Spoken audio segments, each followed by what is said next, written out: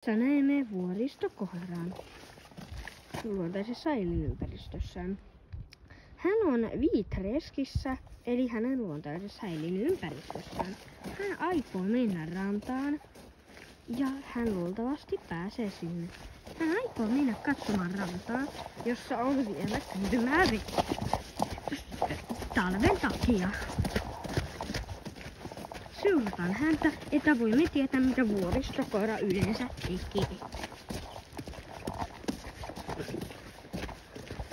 Tähän mennessä hän on päässyt rantaan turvallisesti, eikä hänellä ole mitään hätää.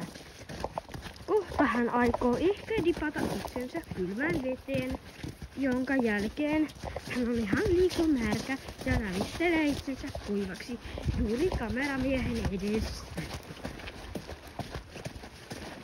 Seurataan häntä, josko hän tipahtaisi veteen. Hän löysi lehtikasan, jossa on tukki.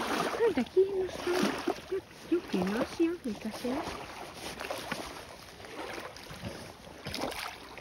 Lehtiä ja vielä. Seurataan vielä, mitä tapahtuu, kun vuoristokoira on rannassa.